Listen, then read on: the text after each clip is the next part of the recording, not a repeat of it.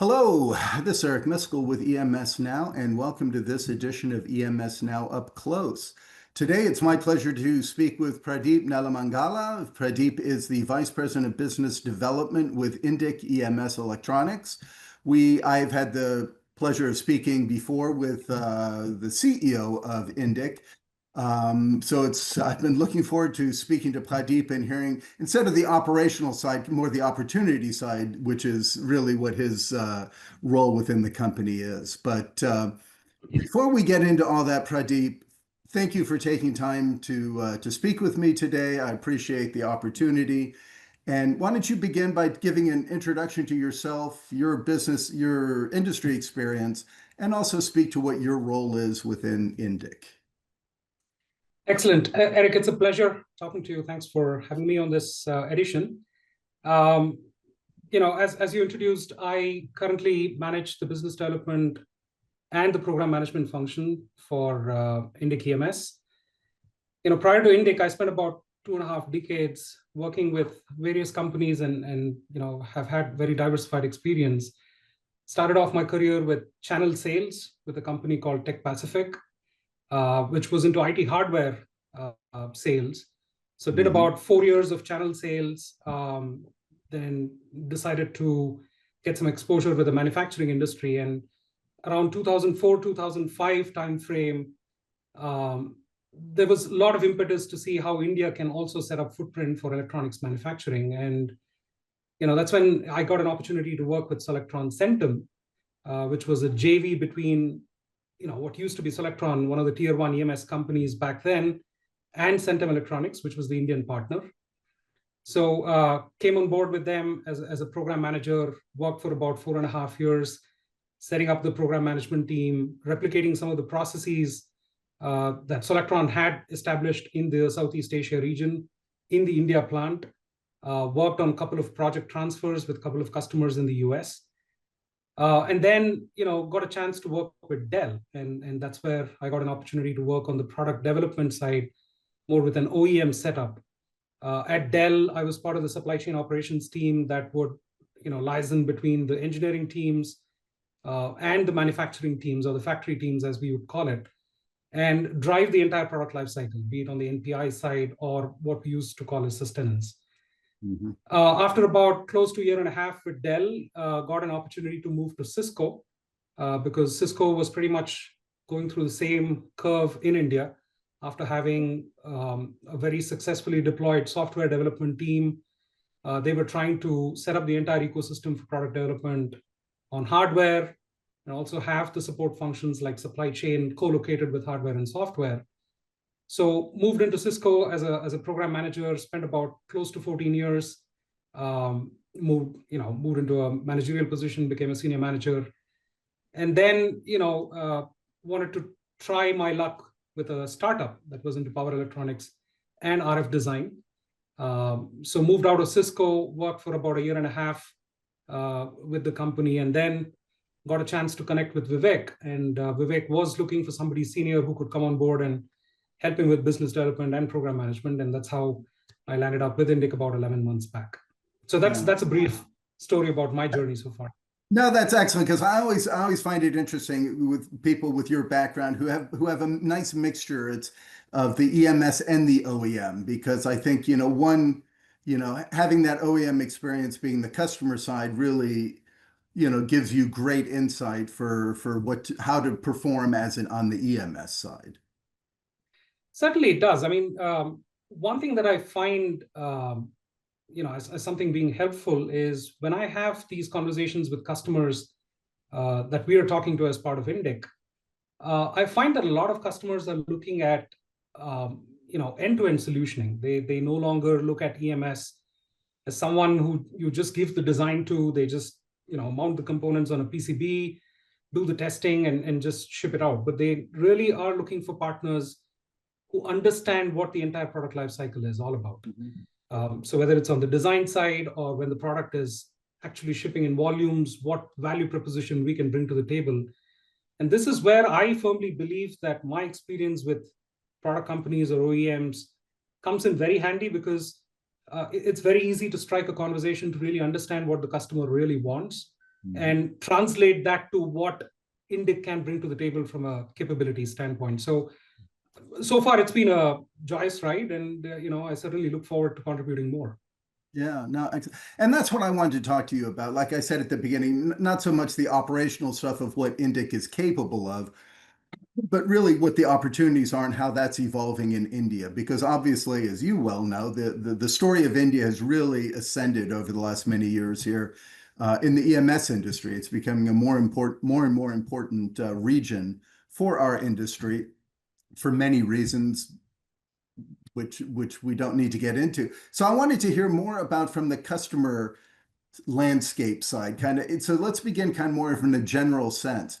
How have the customers for EMS industry in India evolved, and what does that look like now? You just spoke to a bit of it about speaking about the capabilities they're looking at, but kind of comment on that.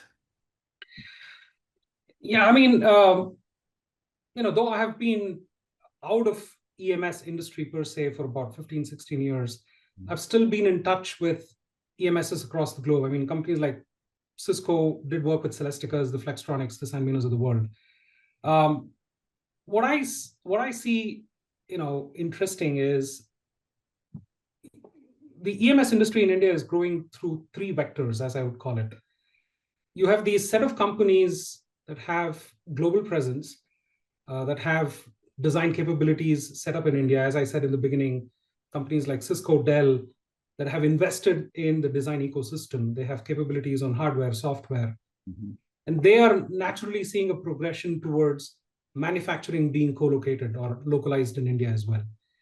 Now, two reasons. One, a lot of these companies are building in India for India because the market obviously has a lot to offer.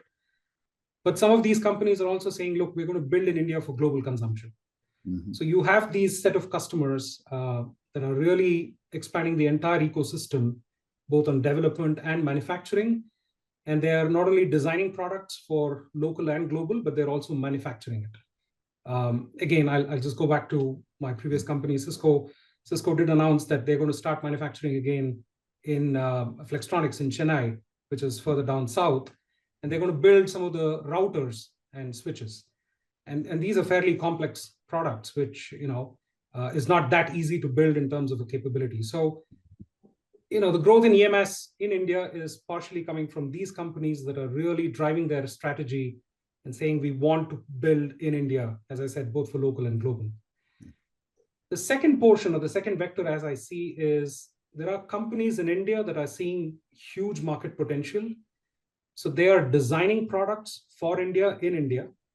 And quite obviously, they want to manufacture in India, right?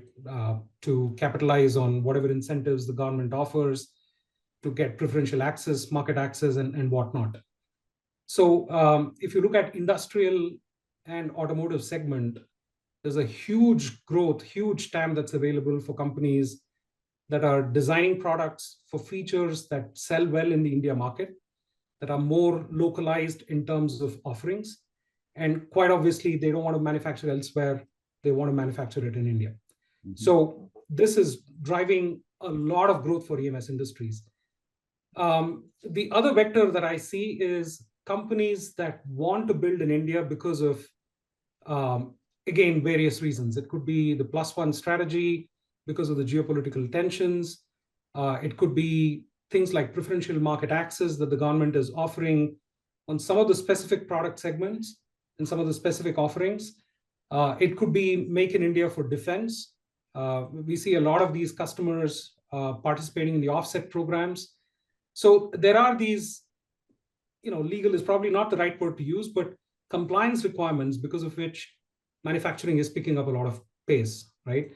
So as I said, these three vectors are really contributing to the growth of EMS companies in India. And the way I see it, I think there are two pillars that are supporting or enabling this growth. One is the way the infrastructure has grown over the last, probably 10 to 12 years.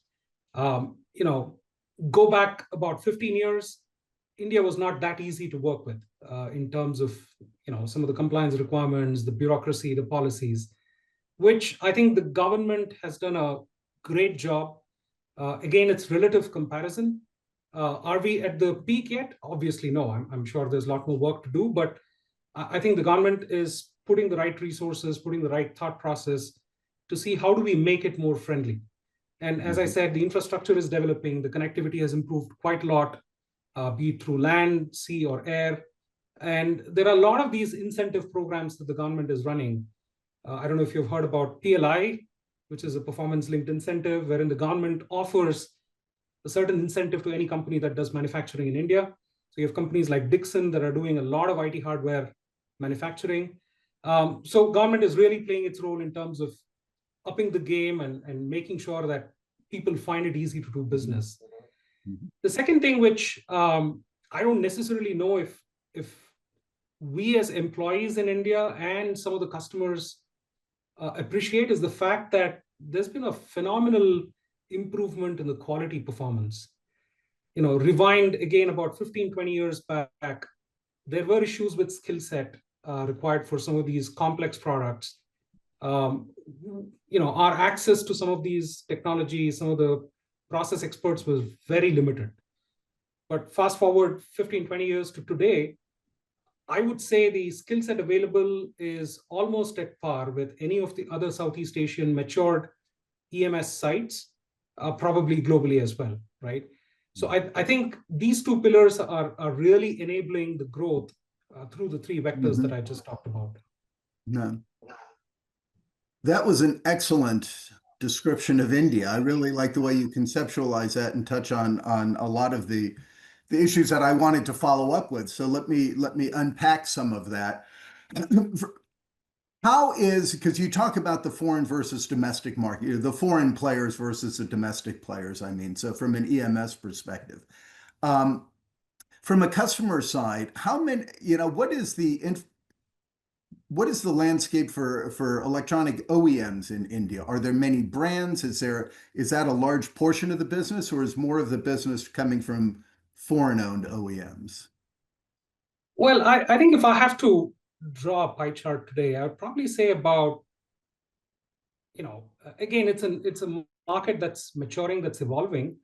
I would probably say about 40% is because of the domestic players who are really doing products in India for India. It could be on the consumer side, it could be on the industrial, automotive, or even the IT hardware, right? Yeah. And then you have about 40-45% of people who have designs for global, but they are manufacturing in India, as I said. And then the other 15-20%, because they really want to move out of China or find an alternate to China, or they have certain interests in terms of the market potential that's available, and hence they want to explore. They don't really care about where they design, but they want to set up a footprint in India. So I would probably say it's about 40-50 and about 10-15%. That's how I would split it. Okay. And you mentioned...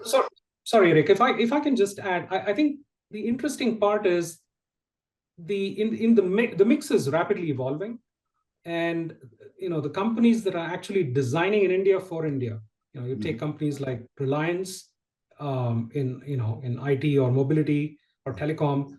You take companies like Havells, which are into consumer electronics. You talk about companies like Ather or Mahindra, who are into automotive. Their share of electronics is increasing very rapidly, right? So maybe 2 years down the line, if you're having this conversation again, I would probably say the split is going to be drastically different. Okay, that's a good insight. So you mentioned somebody like a Cisco and various companies who are building both for internal, but also to ship, around the globe. Is that primarily Europe? Is that also to North America? Is that Southeast Asia, or are there particular markets that India is serving as an export? No. So they're designing products for global consumption across the continents. If my memory serves me right, I think whatever manufacturing, at least Cisco is doing in Chennai, is going to be again for global consumption. Okay. So a lot of these companies no longer are looking at just make in India for India. They're trying to see how do we capitalize with the cost points, with probably same quality levels, whatever other advantages they're getting, to see how do they sell globally. Yeah. And you've talked about the various industry sectors as well, quite as just naturally as you've been telling the story of India here and you've touched on most of the major ones. I'm curious, are there any sectors that are more challenging to be served in India? You didn't mention medical as an example, are there sectors that are more challenging for the EMS currently in India? I mean, you said it right. I think medical electronics is one area where we don't see a huge growth, quite obviously because of the nature of business, wherein it's probably low, medium volume, high mix. Mm-hmm. But at the same time, the requirements in terms of compliance are pretty high. So I would probably say it's not a low-hanging fruit, but you look at automotive, you look at industrial, you look at consumer and IT hardware.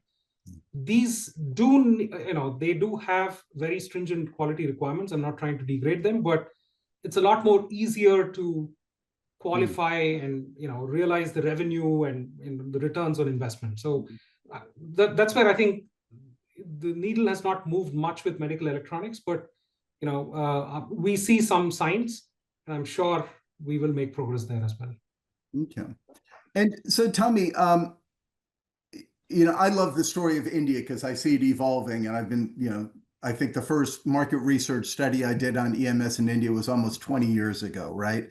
And up until probably 12, 15 years ago, everything was still the same, right? What I wrote then was probably, and it's really been this growth and the boom and, for internal focus by the Indian government and supporting it, the ascension of the players within the country, and then also the geopolitical issues, as you mentioned. Right. As you look at it, though, what is still needed to make it an even larger success story to become a hub for global industry? Yeah, I think there are two things that we probably need to focus on. One is the component ecosystem. I mean, over the last, I would say, 5 to 10 years, India has really, as I said, made very rapid progress in terms of being an established site for PCB assembly. Or I'd probably take a step further and say for box build or system integration. But if you look at the supply chain that backs it, we're still dependent on maybe China, maybe Korea, Taiwan, whatnot. So I think the government is putting in a lot of steps to see how do they improvise the component ecosystem. We have a couple of companies that have already invested on OSAT, the semiconductor chip packaging. And I think sometime early next year, the plan is these companies will start rolling out packaged chips from their facilities in India. So that's probably the step one towards component manufacturing. But I think we need to go a little further to the left and see how do we build that capability, build that ecosystem for component manufacturing in India. Now, does it commercially make sense? After having all these companies spend the last 20, 30 years setting up their capacities in China or Southeast Asia, for them to do the investment again in India, well, I think the jury's out there. But for India to become a true manufacturing global hub, I think component ecosystem is going to play a very, very critical role. Yeah.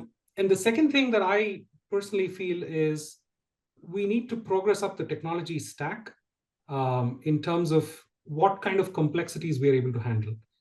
Now, the reason why I say that is if you look at printed circuit boards, maybe up to 8 layers, 10 layers, we have good people in India that are fairly well established that can do volumes, even 10, 12 layers.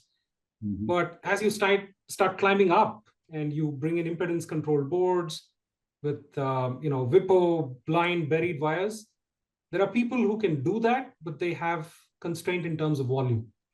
So, PCB was just an example. So I think we really need to look at how do we progress up that technology stack and become as competent as rest of the Southeast Asian sites or European or American sites.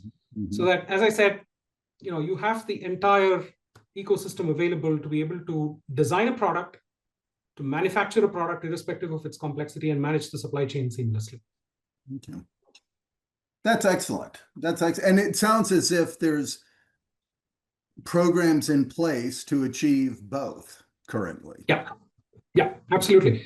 I mean, I can talk about what INDIC is doing. We are sponsoring trainings for people to really understand the complexity levels based on some of the visibility that we have for some of the customers and the products that we likely build. So we are investing in sending them to different places where they can get trained, really acquire that skills. So if INDIC is doing it, I'm pretty sure the rest of the EMS companies are doing it too in India. And it's only a question of time before we progress up that technology stack. But going back to the component manufacturing, I think that's going to take a little time. But I think that's one area that government really needs to double down and see how do they build that capability quickly. Yeah, that's very good. And I appreciated you moving on and explaining what INDIC is doing here, because that's what I wanted to talk to you about as well, is everything that we've been talking about, the changes and these opportunities within India and within the market there. How does that influence how you and your team are approaching, and INDIC as a company is positioning itself and approaching the market these days? So, we are trying to bring in a value proposition and trying to create that differentiation between us and what our competitors can offer. So one thing is, we've modeled our operations for medium, low volume, high mix. And at the same time, we're also trying to create an operations model wherein we can selectively work on high volume, low mix as well. So we are trying to bring that balanced offering depending on what the customer really needs. The second thing is we are enhancing our NPI capability by adding in, as I said, resources and skill set that really understand what does it take to go through the NPI process, to stabilize the process for manufacturing, to engage with customers and offer them valuable DFX feedback. We are definitely enhancing our capability on that. The other thing that we are trying to do in terms of value proposition is also see how do we partner with companies and offer the design capability as well.